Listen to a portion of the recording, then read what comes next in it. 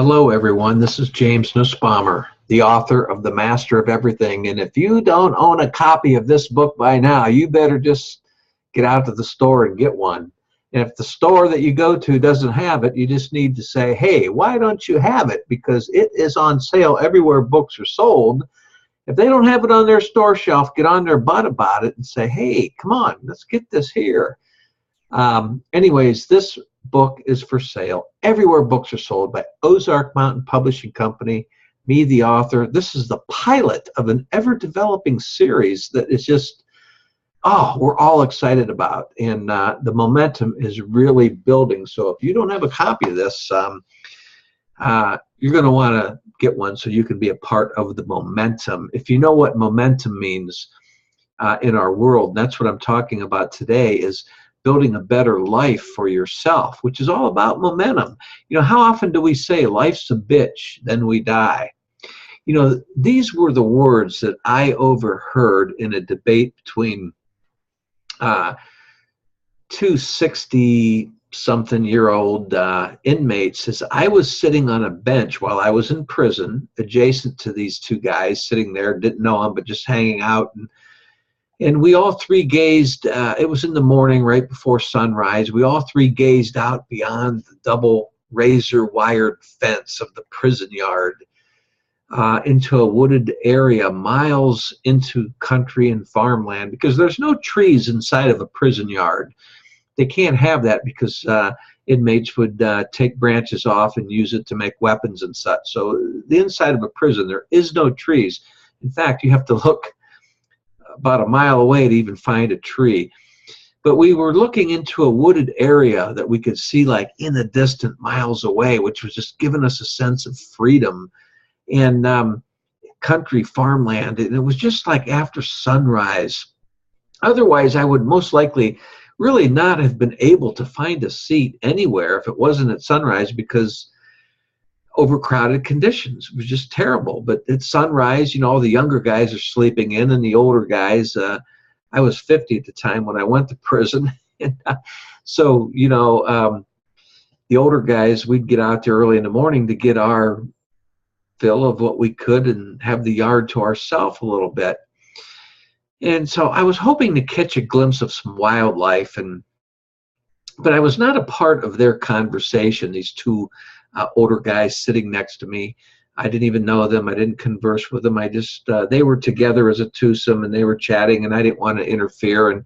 But I was just sitting there by myself. And so as I continued to daydream, and as my eyes panned for a vision of naturalness, you know, mesmerized by a flock of Canadian geese flying overhead, I couldn't help but respond inside of my head to a question that one of these gray-haired guys brought up.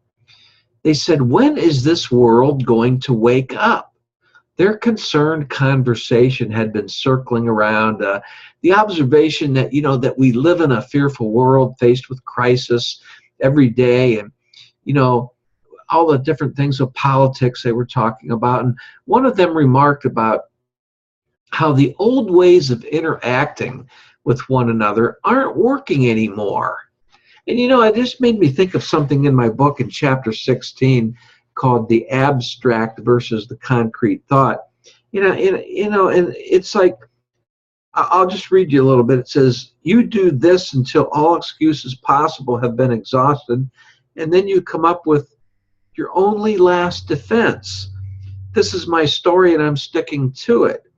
Does this sound familiar? Next, we feel guilt or shame beginning to penetrate our awareness, so we become even more defensive and fearful of what others might think.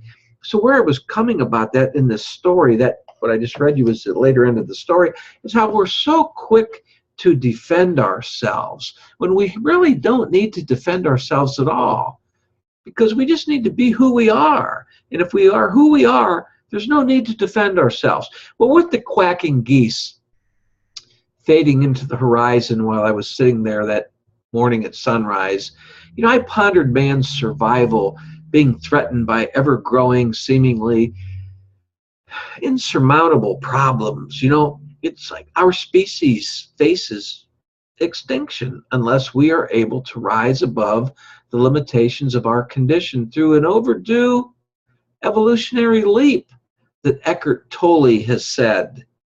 A significant portion of the world's population is recognizing that humanity is now faced with the decision to either evolve or die, and many are already striving toward this change. What is the condition that we must save ourselves from? Do you know really what I'm talking about here? And what is the corresponding evolutionary leap that we must make? It's like this. Some years ago, and I talked about this in another video blog too, or it might have been one of my written blogs, I don't know, because I do so many blogs, but some years ago, I was fortunate enough to view a 13th century work of art that hangs in a gallery in Florence, Italy, by an artist whose name was lost centuries ago. You know, the artwork, a tapestry showing Adam and Eve's expulsion from the Garden of Eden. And it got me thinking. Its meaning was clear. The couple are being driven from the Garden of Eden for their disobedience of God's commands. In the foreground of the scene are Adam and Eve. A wise old owl sits in a tree looking on, while a monkey with his tail in the air seems to be jabbering, "I told you so." Anyways, above them in a gold pattern robe with this whole scene going on, this was in this tapestry, above this whole scene in a gold pattern robe with a hood wafting over his head in the breeze is the figure of God, which was this old man with a beard and white hair, pushing the rebellious pair from the garden. Paradise they lost. Well, on the other hand, you know, the old man, the God, so to speak, above wafting them and pointing his finger out, beyond him were winged angels with a flaming sword guarding the tree of knowledge.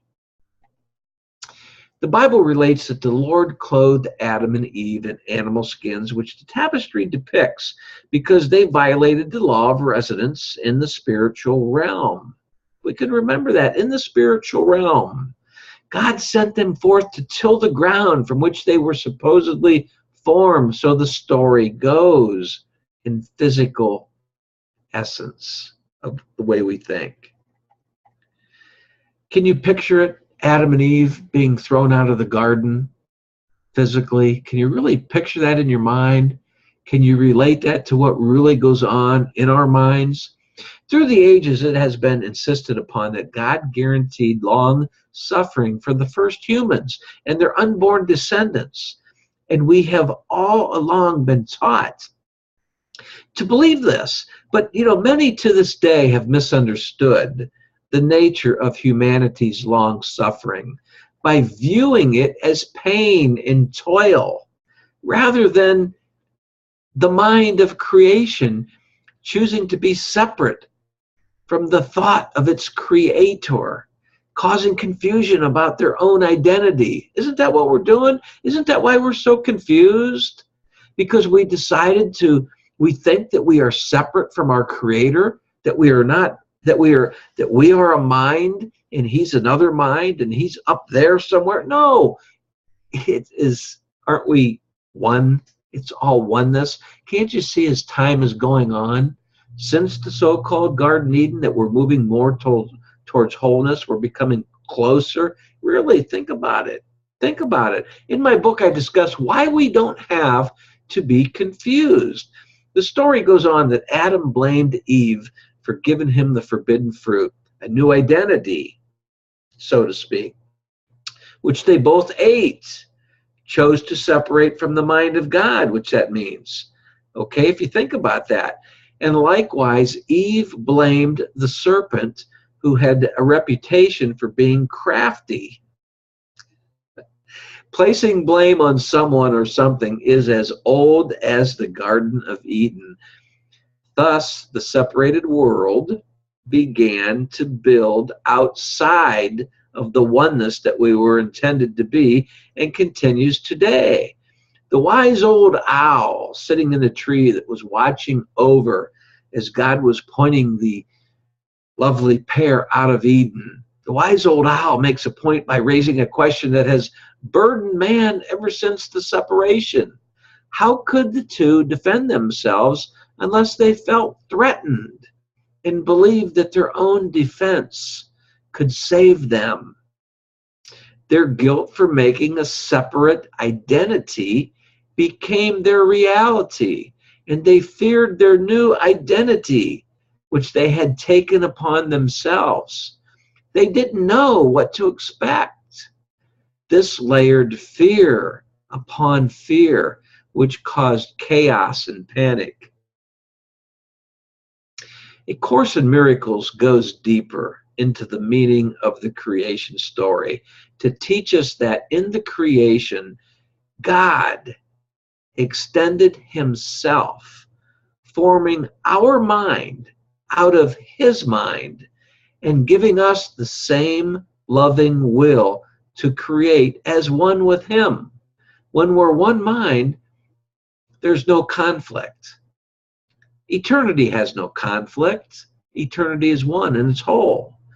No child of God can lose this ability to be creative. We are perfect and creative with our mind as part of his, where there is no emptiness or lacking.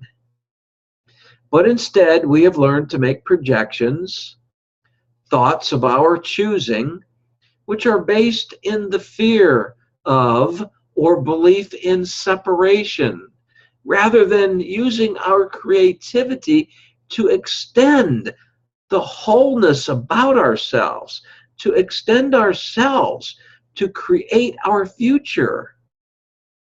We project an image of our body and other bodies, for example, but a projection is not an extension.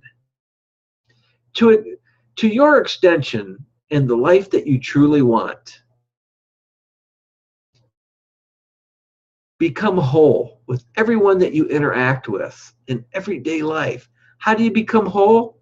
It means being your natural self and going after what it really is that you truly want to do in life. What you truly want to do in life. That's what being whole means. Not settling for less.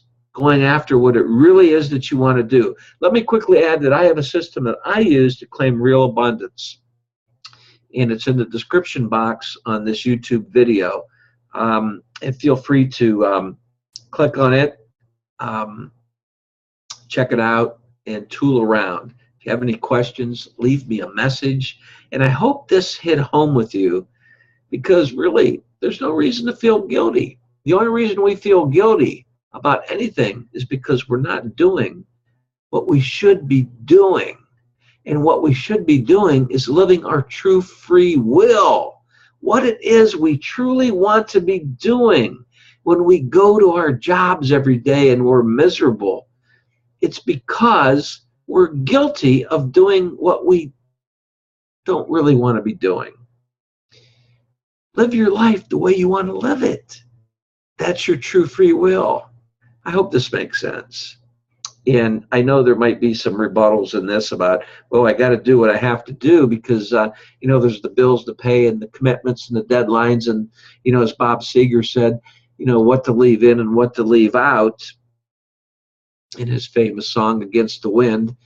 But thing is, when we get determined that we're going to live the life that we want to live, we find a way.